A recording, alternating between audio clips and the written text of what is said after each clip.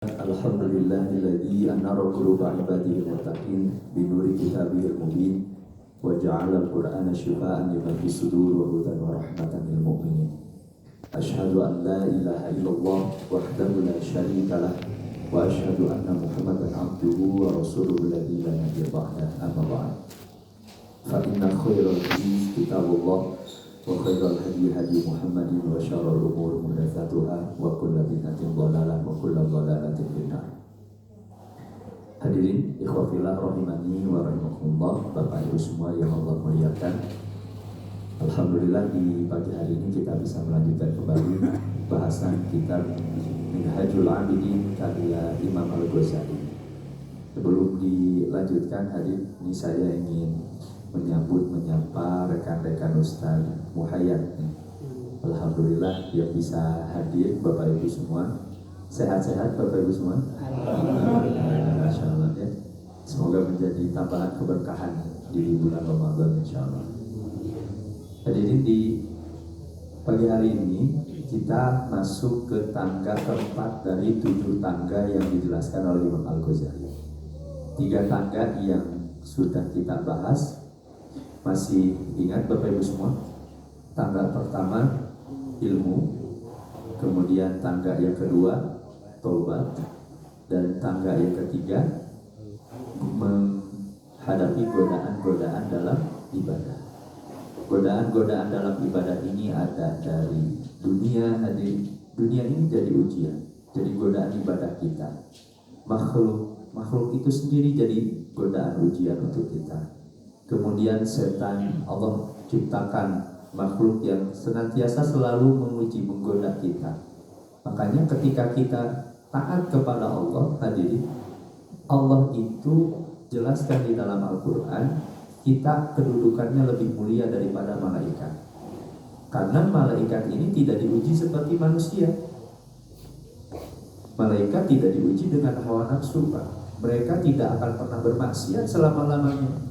La ya'sunallaha ma amaruhum wa yaf'aluna ma yu'marun. Para malaikat itu tidak akan pernah bermaksiat kepada Allah karena diciptakannya untuk taat. Sedangkan kita diuji oleh Allah dengan hawa nafsu, dengan setan. Maka kedudukan kita ketika kita taat kepada Allah, Allah angkat derajat kita bahkan lebih mulia daripada malaikat. Innal ladzina amanu wa 'amilus shalihat ulaika hum khairul bariyah. Orang-orang yang beriman dan beramal soleh itu, kata Allah, mereka itu adalah sebaik-baiknya al-bariyah. Bariyah itu ciptaan. Andaikan jin ciptaan Allah, malaikat ciptaan Allah, maka siapa saja di antara kita yang beriman dan beramal soleh, maka kita ini adalah sebaik-baiknya makhluk Allah. Ini jadi dalil, kata Imam Ibnu Abbas, bahwa ayat ini menjadi dalil manusia ini lebih mulia daripada malaikat ketika memiliki iman dan amal soleh. Semoga termasuk kita semua hadir, Bapak Ibu semua. Allah muliakan kita semua. Nah, tangga yang keempat, hadirin, ini baru setengah perjalanan, Pak. Ada tersisa, berarti ada 4 tangga lagi untuk menyempurnakan ibadah-ibadah kita setelah ilmu, taubat, dan menghadapi godaan-godaan dalam ibadah. Yang keempat adalah aqobatul awarid. Kita harus mewanti-wanti penghalang-penghalang dalam ibadah-ibadah kita yang bisa menahan ibadah-ibadah kita. Apa saja? Ada 3 poin yang dijelaskan oleh Imam Al-Ghazali. Tentu lebih rincinya hadirin di dalam kitab Minhajul Abidin. Jadi saya tampilkan ini hanya ringkasannya saja, Bapak Ibu semua. Yang pertama, kata Imam Al-Ghazali, mencari rezeki dan keinginan terhadap rezeki. Tidak sedikit karena sibuk mencari rezeki, hadirin, kekhawatiran, keraguan terhadap rezeki Allah, seorang akhirnya rela untuk meninggalkan ibadah-ibadah kepada Allah. Berapa orang Bapak Ibu semua yang mungkin, naudzubillah ya, semoga Allah lindungi saudara-saudara kita di pasar, tapi karena sibuk berjualan di pasar setiap malam, Pak, subuh, mereka mungkin naudzubillah sampai meninggalkan sholat, naudzubillah. Saya barusan pagi pulang dari Kopo, Pak, jam subuh. Nah, itikaf di sana, menghidupkan malam di sana. Saya lewat pasar Ciroyo, adzan kemudian sholat di Masjid Garuda. Saya lewat ke pasar, itu kan udah adzan hadirin. Saya lewat itu nunggu roti, nunggu rokok. Itu di pasar itu biasa saja. Ada yang jualan kupat tahu, sarapan makan kupat tahu. Itu saya lewat itu. Ini orang-orang nggak tahu udah adzan atau memang sengaja kan nggak tahu. Kita harus nonton saja, mungkin lelah atau sakit katanya. Tapi udah sakit di balik dagang. Kan gitu. Nah, karena kesibukan mencari rezeki dan kekhawatiran itu, orang rela untuk meninggalkan beribadah kepada Allah. Padahal kan kita ketahui hadirin, kenikmatan di dunia dan surga itu yang seperti yang sudah kita jelaskannya di tentang nikmat-nikmat surga itu jauh sekali. Orang lebih melepaskan tetesan air yang begitu sedikit dibandingkan dengan lautan luas yang begitu luas di dalam samudra. Itu perbandingan nikmat antara dunia dan akhirat. Itu kan kata Nabi. Nabi sampai bersumpah, wallah, demi Allah, kata Nabi, andaikan kalian bandingkan dunia dan akhirat, itu seperti kalian memasukkan jari kalian ke dalam lautan yang lepas. Bapak Ibu lamun among kamang kapangandaran Bu, kalau kita main kemudian masukkan jari kita ke lautan, kemudian kata Nabi, falyanzur bima yarji', maka lihatlah apa yang terambil dari tetesan-tetesan air itu di jari-jari kita. Maka tetesan yang terambil di jari-jari kita itulah nikmat dunia, dan air yang tidak terbawa oleh jari kita itulah nikmat di dalam surga. Jauh sekali hadirin. Makanya jangan sampai karena kesibukan kekhawatiran terhadap rezeki harus rela sampai menghilangkan surga Allah. Nah, ini kata Imam Al-Ghazali, rizqu wa mutalabatun nafsi bidzalik wa innama kifayatuhu bitawakkul. Maka tiada cara lagi hadirin. Caranya apa? Tawakal. Tawakal itu totalitas menyerahkan diri kita kepada Allah. Lihat hadirin, suara kicauan burung, Pak. Burung yang tidak diberi akal oleh Allah hadirin hari ini diberikan rezeki oleh Allah Subhanahu wa taala. Makanya kata Nabi ya di hadis riwayat Tirmidzi, "Lau annakum tatawakkaluna 'ala Allah haqqa tawakkul." Andaikan kalian bertawakal, menyerahkan sepenuhnya kepada Allah dengan sebenar-benarnya tawakal, la razaqakum kama yarzuqut tayr, maka Allah akan memberikan kepada kalian rezeki seperti Allah memberikan rezeki kepada seekor burung. Tapi hadirin Bapak Ibu semua, tawakal itu bukan berarti berpangku tangan, Pak. Kita menyerahkan saja tanpa berikhtiar. Makanya di hadis itu kan dijelaskan kata Nabi, lihat burung itu, mereka pergi di pagi hari, sore hari pulang, perut mereka sudah berada dalam keadaan kenyang. Nah, ini jadi syarat kata para ulama, tawakal itu tetap harus dibarengi dengan ikhtiar. Jadi ikhtiar itu bagian dari tawakal. Jadi tawakal itu bukan hanya sebatas menyerahkan sepenuhnya saja, tapi ada ikhtiar, usaha-usaha kebaikan dari diri kita untuk menghadirkan kebaikan-kebaikan lagi untuk kita. Jadi tidak semata-mata karena cukup sadogi cenah kudu tawakal, abdi mah calipe ngantosan ki Allah maparian rezeki. Calipe di rumah. Bukan seperti itu, tapi ada ikhtiar. Ini saya merasakan hari ini di antara taharus binikmah saja lah. Kisah perjalanan saya Bapak Ibu semua, saya merasakan keajaiban Allah, Pak. Dan itu janji Allah. Wa may yattaqillah yaj'al lahu makhraja wa yarzuqhu min haitsu la yahtasib wa may yatawakkal 'ala Allah fa huwa hasbuh. Siapa yang bertakwa kepada Allah, Allah akan berikan solusi-solusi jalan. Siapa yang menyerahkan dirinya, bertawakal kepada Allah, Allah akan cukupkan rezeki-rezekinya. Bapak Ibu semua, dulu Pak, saya ketika pesantren, saya tahu ayah saya hanya seorang PNS guru, Pak. Anaknya 6, ketika itu yang berkuliah 3, Pak. Kakak yang paling besar, kakak yang kedua, kemudian saya ini anak ketiga hadirin.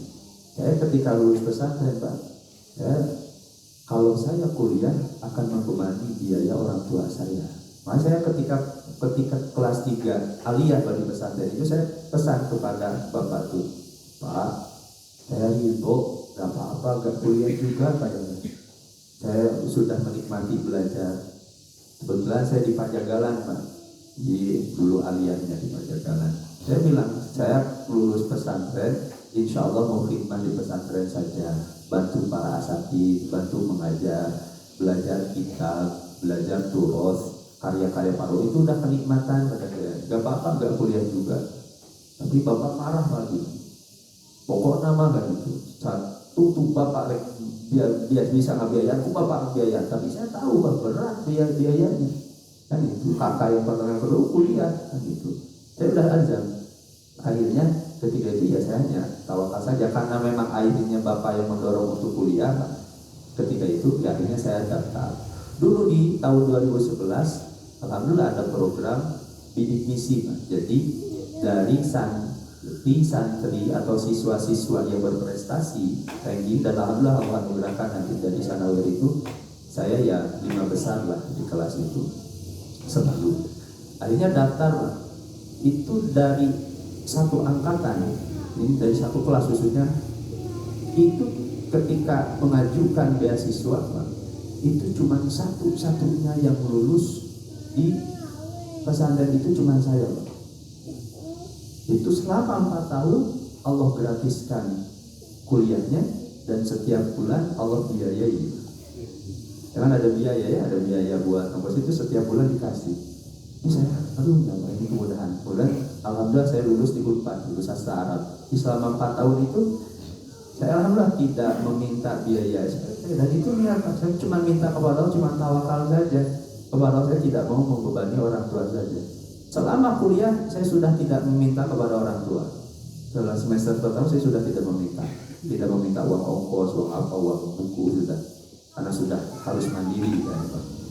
Nah, sekarang saya merasakan keajaiban Allah ketika kita itu yang penting kita melakukan kebaikan dengan totalitas, bertawakal kepada Allah, berdoa dengan penuh. Allah berikan jalan-jalannya, Pak. Dulu saya punya cita-cita hadirin sebelum kuliah itu pengen ke Mesir, Pak. Tapi ya apa daya, saya mungkin ya bisa sadar diri lah.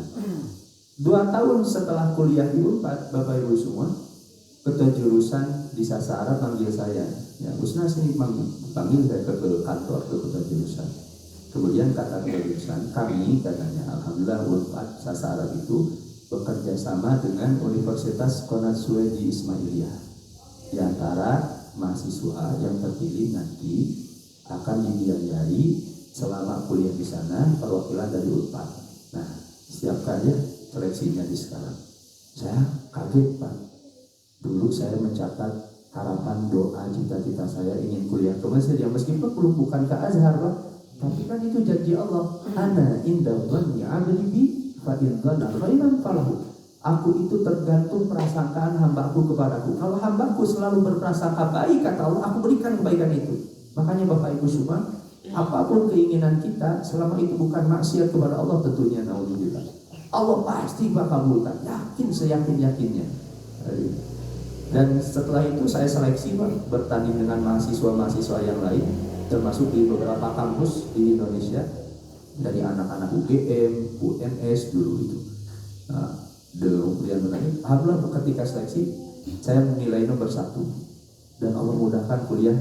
Akhirnya saya jadi perwakilan di Unpad selama 1 semester belajar di sana. Asalnya memang mau double degree, belajar 2 tahun, tapi karena ada kurikulum yang tidak cocok. Tapi alhamdulillah akhirnya Allah perkenankan, setidaknya saya yang dulu ingin mengetahui mana Masjid Al-Azhar, Allah perkenankan kalau belajar di sana. Kebetulan di sana banyak teman-teman yang berkuliah di Al-Azhar.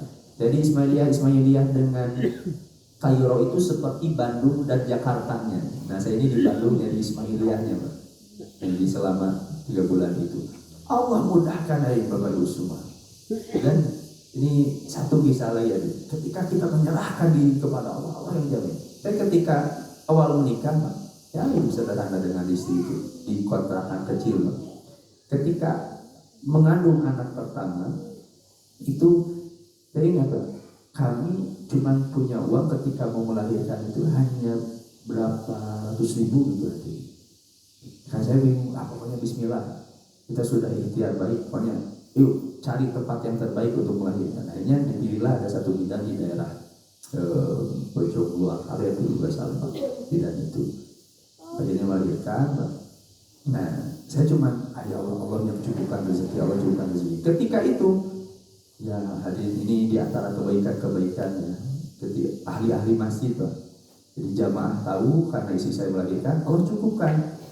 Allah cukupkan untuk biaya itu, Pak. Kemudian saya berpikir, ya Allah, saya belum ada uang akikah. Pak. Uang itu ada dari jamaah untuk biaya kelahiran, tapi saya belum ada akikah. Ya saya yang berdoa saja meminta. Itu yang penting, berikhtiar dengan baik. Ketika beres lahiran, kemudian bidannya datang. Nah, ibu, jadi bidan itu agak terganggu, Pak. Kebetulan istri saya itu lulusan Darut Tauhid, beliau musyrifah tahfidz di sana, alhamdulillah mengkotamkan juga produsnya di sana istri saya. Nah, karena bidan itu tahu bahwa istri saya itu adalah pembimbing tahfidz di Darut Tauhid, dia ngobrol, gimana? Oh, di Darut Tauhid ya. Ketika beres, nah, Bapak Ibu sekarang gak apa-apa pulang, tidak usah bayar ya. Dimudahkan, Pak. Saya sama istri kaget, Pak. Jadi uang yang harusnya mau tadinya dibuat bayarkan buat uang lahiran itu buat akikah. Jadi cukupkan oleh Allah Subhanahu Wa Taala. Hadirin Bapak Ibu semua, Allah akan hadirkan keajaiban-keajaiban dalam hidup kita yang itu la yahtasib, dari arah yang tidak akan pernah kira-kira. Sampai hari ini termasuk yang saya ceritakan kuliah 1 tahun kemarin saya di Gontor. Selama 1 tahun penuh saya tidak bekerja. 1 tahun penuh tidak mengajar, tidak mengisi kajian, tidak khutbah Jumat. Tapi Allah cukupkan rezeki selama 1 tahun di Ponorogo bersama istri dan 3 anak. Allah cukupkan itu semua. Selama kita niat berdoa kepada Allah, tunduk, tobat kepada Allah, bersyukur atas nikmat yang Allah cukupkan itu. Nah, ketika seorang khawatir terhadap rezeki itu, padahal ada Allah yang innallaha huwa razzaqu dzul quwwatil matin. Sungguh dialah Allah yang maha memberi rezeki, Allah yang maha kuat rezeki. Yakin tadi, meskipun tentu bukan berarti tanpa ikhtiar. Jadi asar-asar kebaikan, pengaruh-pengaruh kebaikan yang kita tanam secara tidak langsung, Allah akan menggerakkan makhluk hati makhluk Allah untuk membantu rezeki kita, Pak. Ketika kita menanamkan kebaikan-kebaikan dengan baik. Nah, maya hadir di khotimah, ini kata ini saya cerita saja. Ini di dalam hadis riwayat Imam Ibnu Abbas dari Al-Hakim. Wa man sarrahu an yakuna aqwan nas. Kata Ibnu Abbas, siapa yang ingin menjadi manusia yang paling kuat, falyatawakkal 'ala Allah, maka bertawakallah kepada Allah. Ya kan, orang yang kuat. Hati kita akan merasa tenang, hadirin, ketika kita punya sandaran. Dan ini akan menjadi dorongan kesehatan jiwa yang sangat kuat. Berbeda jauh sekali dengan orang-orang yang ketika punya beban masalah hidup, misalnya ya, tadi keluarga, ternyata dia tidak punya sandaran Allah, maka jiwanya akan tertekan. Makanya saya sampaikan ya, Bapak Ibu semua, hari ini itu penyakit terbesar dan terbanyak di dunia itu, Pak. Depresi, stres, anxiety dalam ilmu psikologi itu. Jadi penyakit jiwa, beban, karena ketidakadaan Allah di dalam hatinya. Ketika ada Allah di dalam hati kita, Allah kuatkan. Wa man sarrahu an yakuna akraman nas, siapa yang ingin menjadi manusia yang paling mulia, falyattaqillah, bertakwalah kepada Allah. Takut terhadap siksa-siksa Allah, hadirin. Takut terhadap azab Allah. Wa man sarrahu an yakuna aghnan nas, siapa yang ingin menjadi orang yang paling kaya. Orang yang paling kaya itu ternyata bukan yang banyak harta. Siapa mereka itu? Falyakun bima fi yadillah awsaqo minhu bima fi yadi. Ketika kita lebih yakin terhadap apa yang ada di tangan Allah dibandingkan apa yang ada di tangan kita. Bapak Ibu semua, apa yang di tangan kita ya ini fana, tapi apa yang janji-janji Allah itulah yang pasti dari Bapak Ibu semua. Nah, ini ketawakalan. Ini perhatikan ayatnya, Pak, janji Allah di surat Al-Zariyat yang tadi saya bacakan ya. Innallaha huwar razzaq dzul quwwatil matin. Sesungguhnya Allah lah maha pemberi rezeki dan yang mempunyai kekuatan lagi sangat kukuh. Hadirin, ini dalam bahasa Arab, Bapak Ibu semua. Kalau ingin mengungkapkan Allah itu pemberi rezeki, sebenarnya cukup seperti ini, Pak. Allahu Ar-Razik. Bukan Razzaq, tapi Ar-Razik. Allah itu yang memberi rezeki. Apa bedanya Razik dengan Razzaq? Kalau Razik itu cuma memberi rezeki, tapi kalau Razzaq itu maknanya mubalaghah. Mubalaghah itu orang yang sangat benar-benar senang untuk memberi rezeki, itu Razzaq. Nah, Allah itu zat maha kuasa yang senang untuk memberi rezeki. Ya kan? Kita hadirin sadar hari ini, kapan selama umur hidup kita Bapak Ibu semua sampai hari ini hadirin, mungkin Bapak Ibu semua yang sudah kepala 5, kepala 6, ada tidak satu hari saja yang Allah tidak berikan makan dan minum untuk kita, Pak? Kalau misalnya yang hidup kita 50 tahun ternyata Allah terus memberi rezeki kepada kita, kenapa kita tidak harus khawatir? Andaikan Allah berikan umur kepada kita 100 tahun ke depan, Allah pasti berikan rezeki kepada kita. Yang 50 tahun saja diberikan rezeki, apalagi sisanya pasti Allah akan berikan, jamin rezeki-rezeki itu yang kepada kita semua. Makanya itulah alasannya kenapa Ar-Rahman Ar-Rahim itu diulang, Pak. Ini kata Imam Al-Baghawi. Ini kalau kita kaji, Ar-Rahman itu kan rahmat, Ar-Rahim pun rahmat tadi. Itu kasih sayang Allah. Ar-Rahman kasih sayang Allah, Ar-Rahim kasih sayang Allah. Kenapa Allah sampai mengulang Ar-Rahman Ar-Rahim? Karena kata Imam Al-Baghawi, in'amun ba'da in'am, tafadhul ba'da tafadhul. Allah itu kalau memberi kepada kita, itu pasti setelah pemberian sebelumnya. Jadi maksudnya apa? Pemberian Allah itu tidak akan terputus, Pak. Itu namanya Ar-Rahman Ar-Rahim. Makanya diulang, Ar-Rahman Ar-Rahim. Allah itu kalau memberi, hari ini diberi, besok pasti diberi. 2 hari yang akan datang pasti diberi. Seminggu yang akan datang pasti diberi. Bahkan kalau Allah hidupkan kepada kita puluhan tahun atau ratusan tahun ke depan, Ar-Rahman Ar-Rahim itu janji Allah, Allah pasti akan memberi kepada kita. Janji Allah. Nah ini. Apalagi Bapak Ibu semua, bukan hanya Allahu Razzaq, kemudian ditambah lagi dengan kata inna.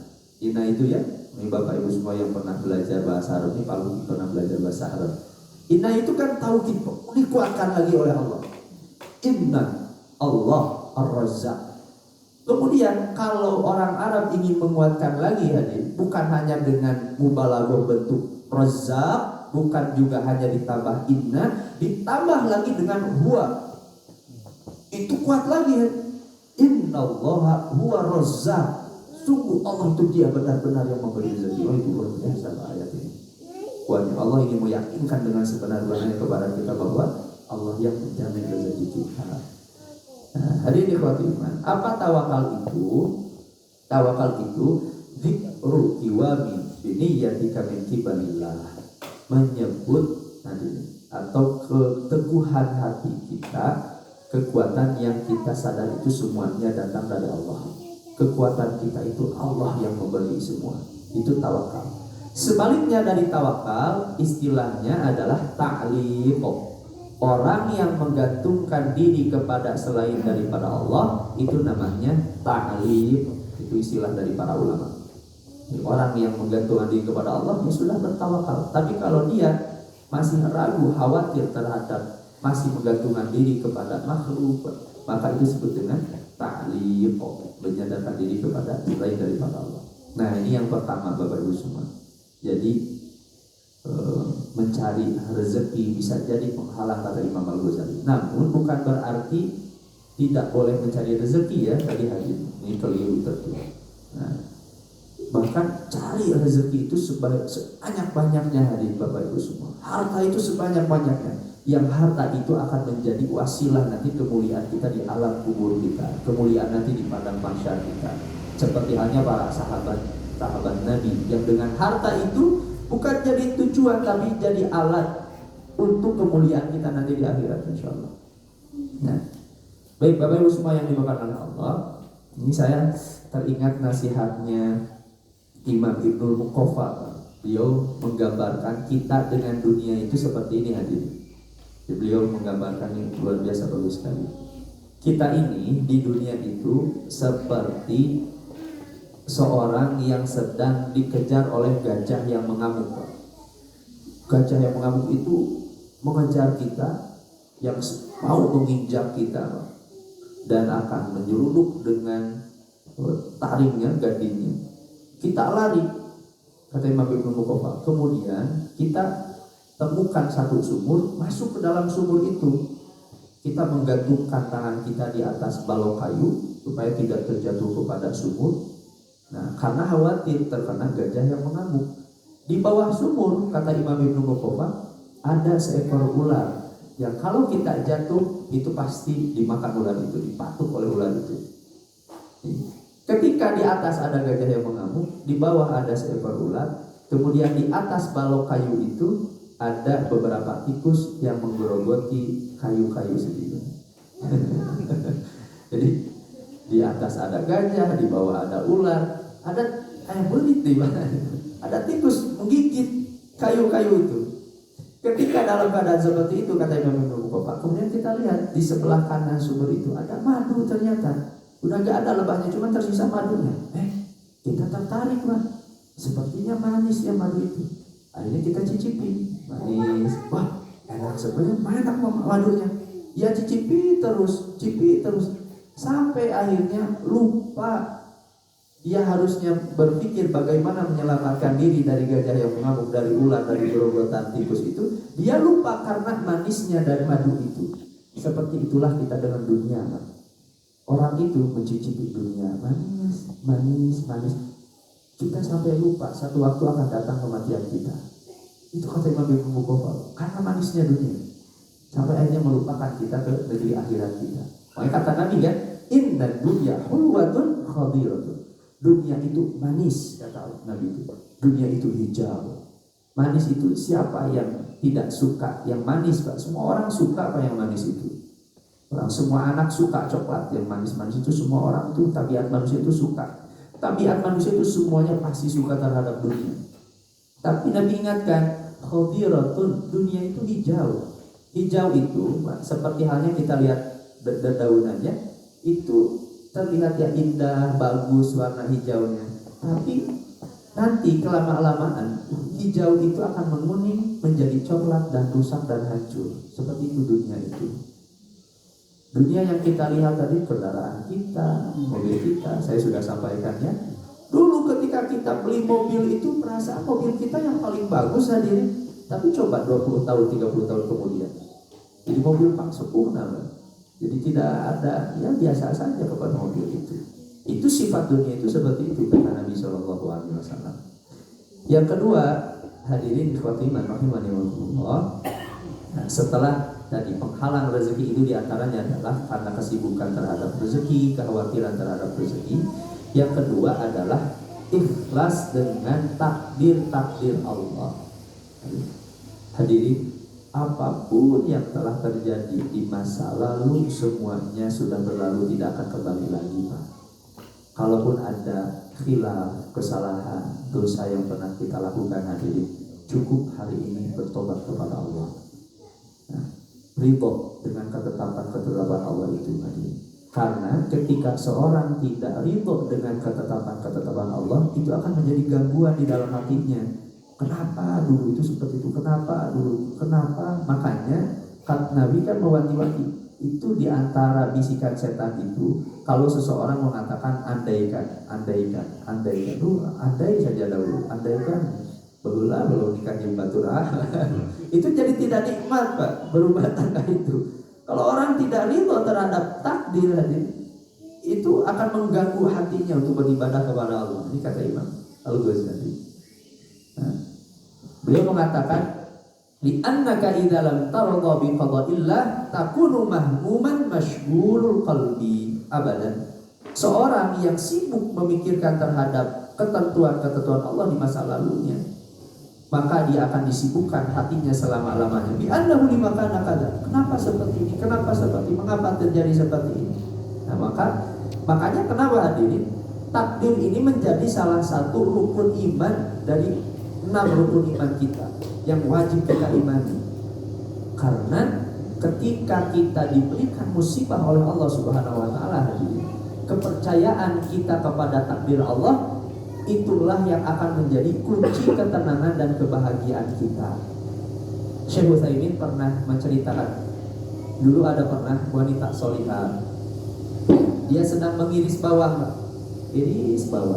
Kemudian tidak sengaja hadirin, pisaunya mengiris tangannya, banyak darahnya, sampai banyak darahnya. Tapi yang luar biasa, ketika darahnya banyak keluar itu, ucapan yang keluar dari wanita solihah ini, kata Syekh Utsaimin, itu bukan tapi hanya alhamdulillah.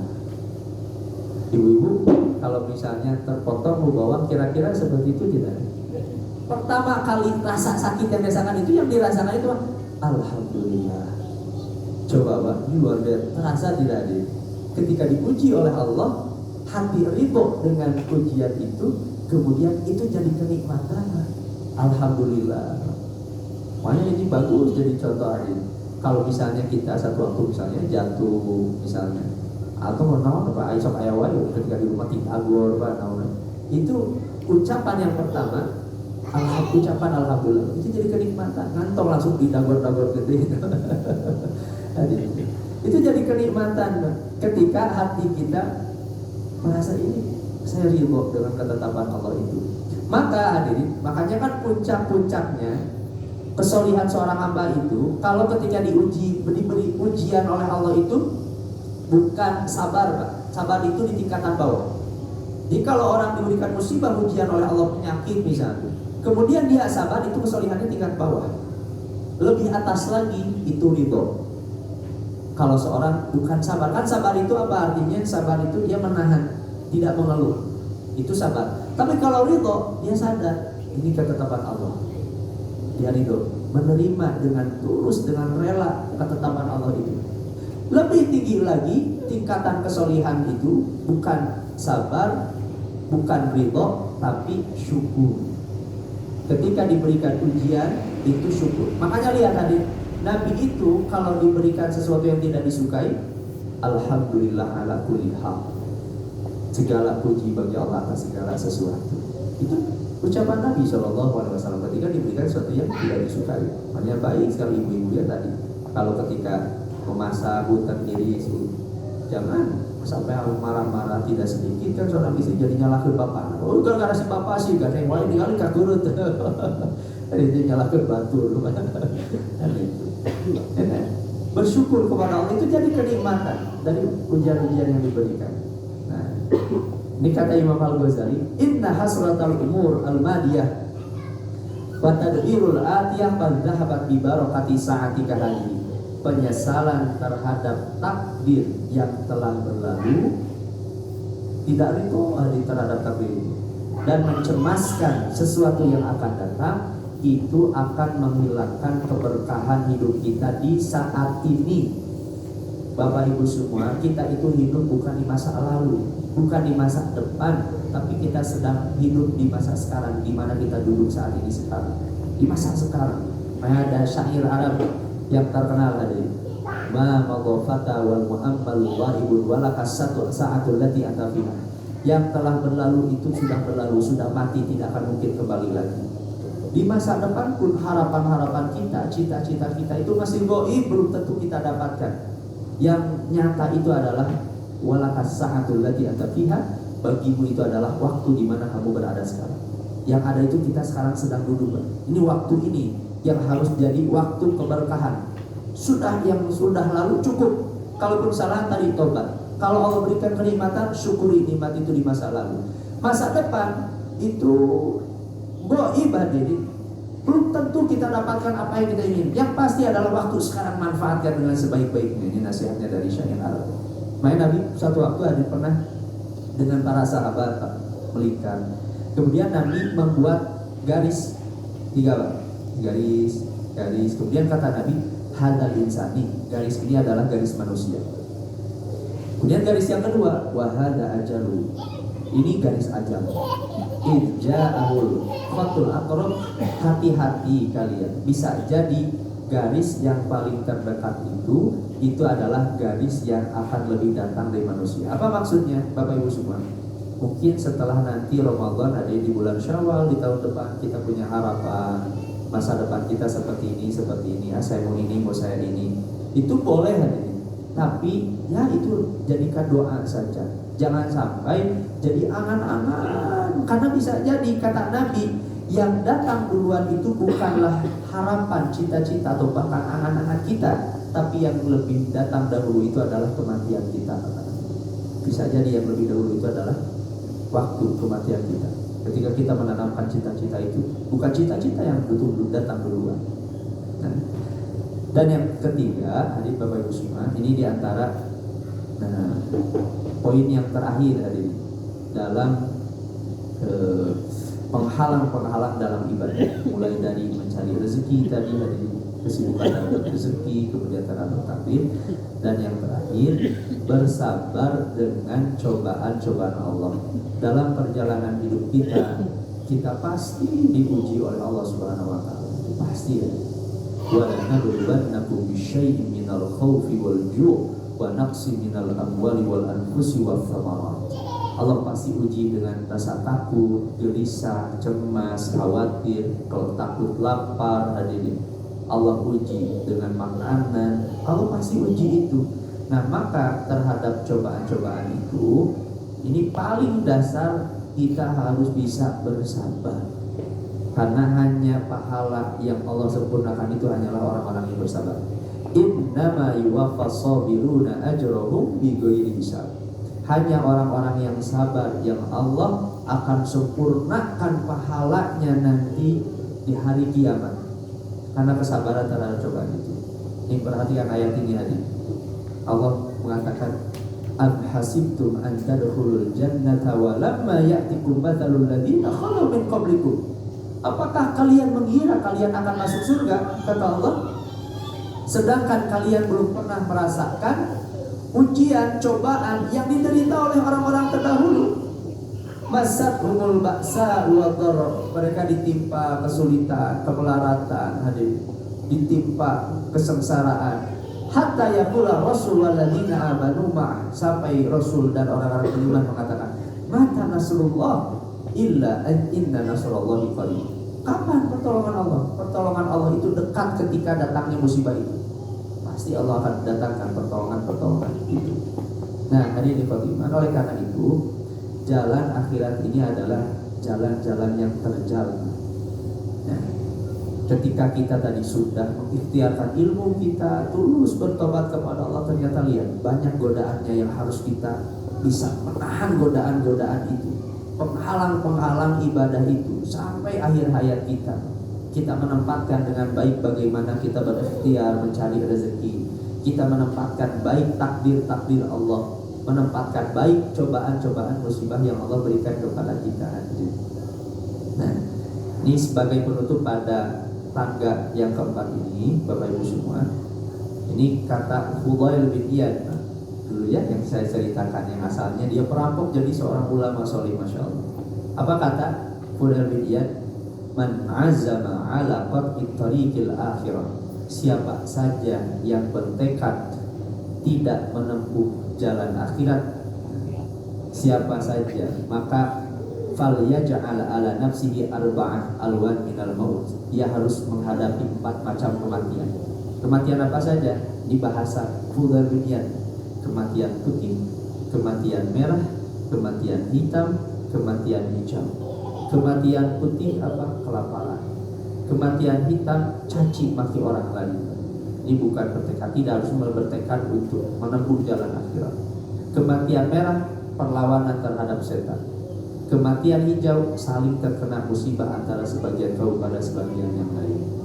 Bapak Ibu semua, kita menjalani hidup akhirat itu Allah pasti uji, setan pasti menggoda kita. Dunia ini menjadi ujian bagi kita.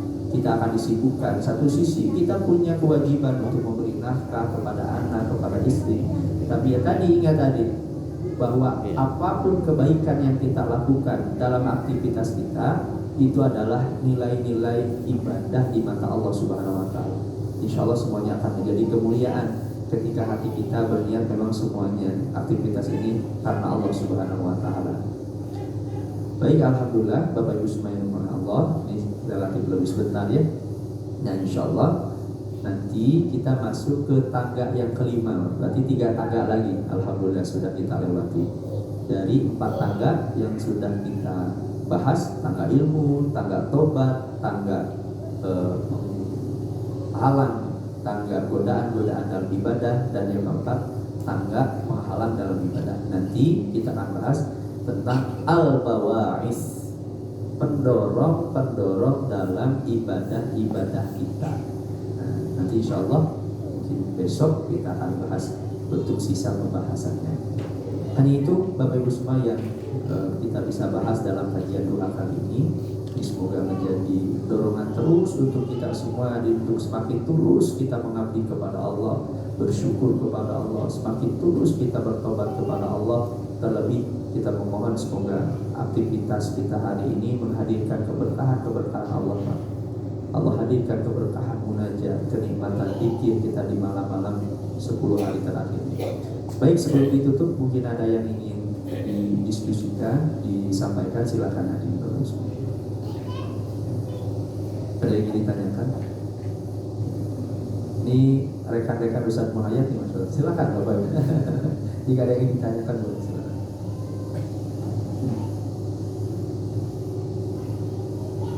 Ada hadirin? Kalau tidak ada cukup saja Pak, alhamdulillah. Ya alhamdulillah ya, kalau tidak ada ya kita cukupkan saja sambil menunggu zuhur. Bapak Ibu semua boleh nanti memperbanyak sholat duha lagi, silahkan sambil menunggu zuhur ya. Baik hadirin, hanya itu mungkin yang bisa saya sampaikan. Selebihnya saya mohon maaf kalau ada kekeliruan, kesalahan itu semuanya datang dari saya pribadi. Adapun yang baik, yang benarnya semua adalah anugerah dari Allah Subhanahu wa taala. Wallahu a'lam bishawab. Subhanakallahumma wa bihamdik asyhadu an la ilaha illa anta astaghfiruka wa atubu ilaik. Rabbana taqabbal minna innaka antas samiul alim wa tub 'alaina innaka antat tawwabur rahim. Aqulu qawli hadza wa astaghfirullah li wa lakum. Assalamualaikum